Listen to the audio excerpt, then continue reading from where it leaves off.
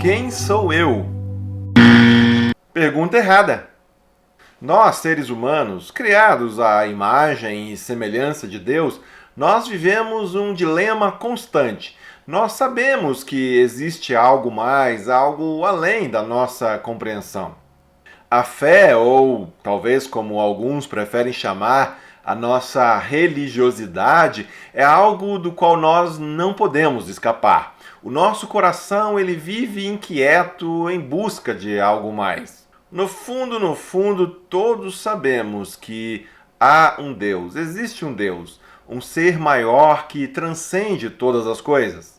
Mesmo aqueles entre nós que sabem um pouco mais a respeito de Deus, de um Deus único, aquele que é o Criador de todas as coisas, aquele que veio ao mundo na pessoa de Jesus Cristo, inclusive estes persistem num espírito rebelde.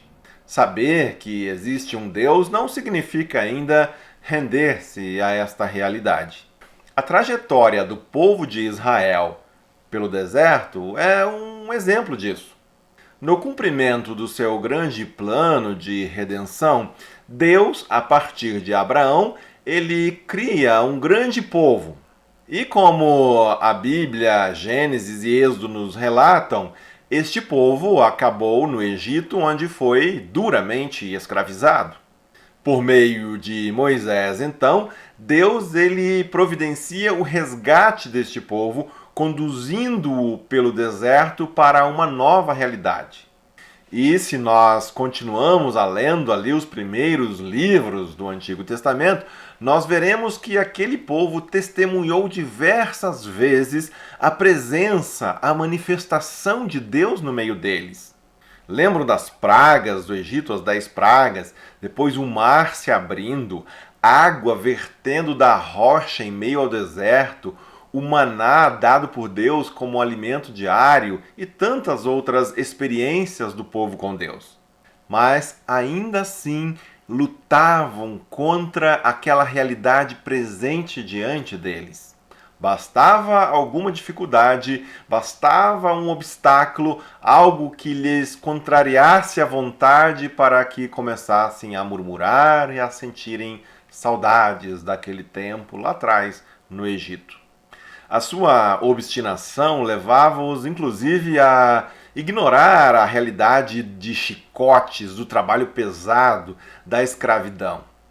Lembravam-se, sim, da carne, dos pepinos, das sopas, das migalhas que os egípcios lhes concediam para que pudessem se fortalecer e produzir ainda mais em seu trabalho escravo.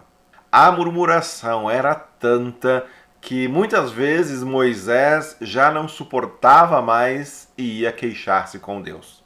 E assim, por mais que nós possamos nos surpreender com a realidade deste povo rebelde, ingrato, murmurador, temos que admitir, não somos assim tão diferentes. O quanto dizemos saber de Deus, conhecê-lo, lemos as Escrituras, afinal. Ainda assim, como murmuramos, como vivemos distantes de fazer a vontade de Deus. Se formos bem sinceros, a nossa especialidade mesmo é tentar moldar a Deus de maneira que ele caiba em nossos próprios planos. Na maioria das vezes, não é a Deus a quem nós adoramos, mas uma imagem de Deus que nós mesmos fabricamos, que nós fazemos para que caiba dentro das nossas expectativas, que seja conforme o nosso próprio gosto. Uma imagem que nos revela um Deus domesticado, adestrado, submisso aos nossos próprios desejos. Nós traçamos os nossos próprios planos e depois vamos buscar a Deus que Ele abençoe estes nossos planos. Tomamos as nossas próprias decisões e depois buscamos a aprovação de Deus para essas decisões. Alimentamos os nossos próprios sonhos e depois pedimos a Deus que os realize. E é assim, nós vamos tomando as nossas próprias decisões e esperamos que Deus nos confirme e livre de qualquer consequência ruim. Sejamos francos, para o que serviria um Deus assim?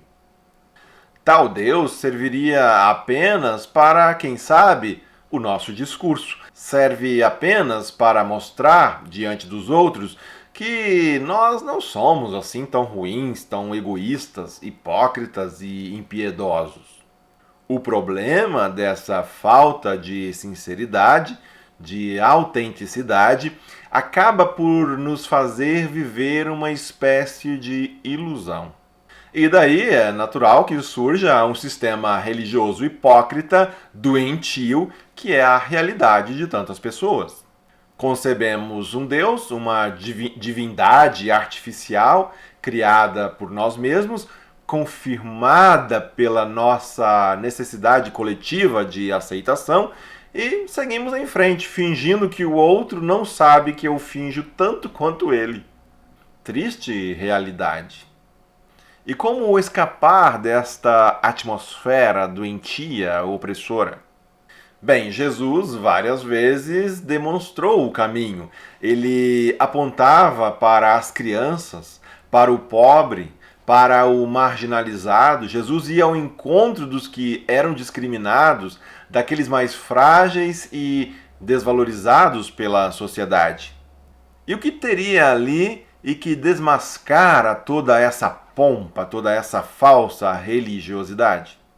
Simples, onde não há o que mascarar, ali onde as pessoas elas podem se ver como realmente são, onde não há mais qualquer necessidade de querer parecer aquilo que não somos.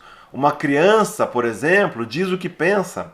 Uma pessoa que está acamada em sua fragilidade pode, quem sabe, ainda agarrar-se ao seu orgulho, mas em sua limitação, na sua fragilidade, tudo isso faz com que algo grite mais alto do que qualquer tentativa de manter uma falsa aparência. Situações limítrofes da vida são capazes de nos colocar diante de uma realidade que faz parecer patético nossos esforços para manter uma pose, um status, uma imagem de algo que acaba desvanecendo como fumaça quando o sopro da vida está prestes a se esvair. Infelizmente, a maioria de nós só se dá conta disso no limite. Ainda assim, há festa no céu quando isso acontece, quando nós nos despimos da nossa falsa religião e permitimos que Deus seja simplesmente quem Ele é, Deus. É aí que a falsa segurança depositada em nós mesmos é substituída pela confiança, talvez até mesmo vacilante, que dá aquele friozinho na barriga, mas ainda assim confia de verdade, tudo nas mãos do Deus Criador e Redentor. Não é fácil deixar Deus ser Deus. A nossa luta, o nosso esforço quase sempre é por afirmarmos a nossa própria autonomia. Mas isso não importa. Como Moisés descobriu, o eu sou acaba prevalecendo e a sua vontade sempre será cumprida. Moisés até gostaria de poder chegar diante do faraó e apresentar as suas credenciais, alguma coisa que lhe conferisse autoridade, mérito, reconhecimento, alguma coisa que despertasse a admiração e o respeito do faraó. O que Moisés, então, aprendeu naquele curioso encontro com Deus na sarça ardente é que bastava isso mesmo, ele, como ele era, apresentar-se com o seu cajado como um pastor empoeirado e cheirando a ovelhas. Porque o único que pode dizer eu sou é Deus, o Senhor, o único e verdadeiro cuja identidade realmente importam e onde todos nós encontraremos o verdadeiro sentido de nossas vidas e de nossas vocações. Moisés, sem querer aqui explorar qualquer trauma do seu passado, ele estava certo ao se questionar: quem sou eu para apresentar-me ao faraó e tirar os israelitas do Egito? Êxodo 3, 11. Ele estava sendo realista, autêntico. Diante de toda a aparência dos poderes estabelecidos pelas convenções e pelas instituições humanas, cabia ao pobre pastor recolher-se à sua insignificância. Exato, nada haveria que se pudesse fazer.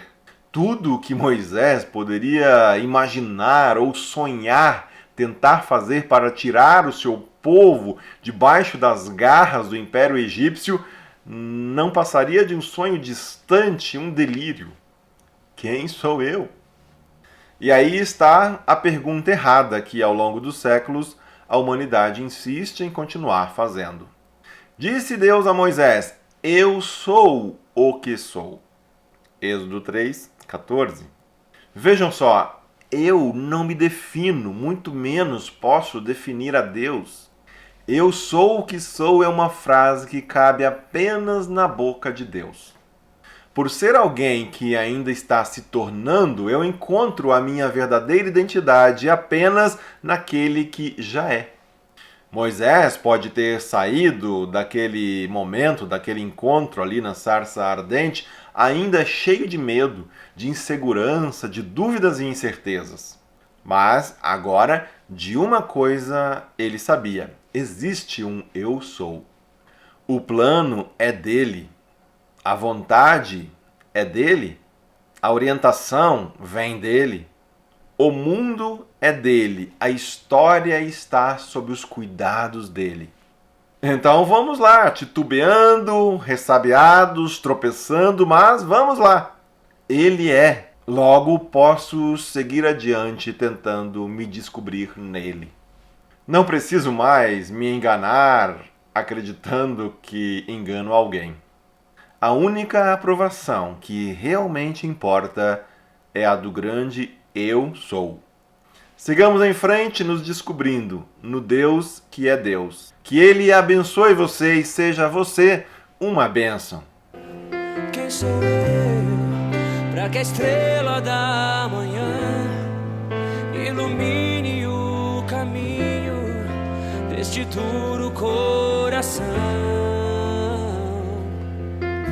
Não apenas por quem sou, mas porque tu és fiel.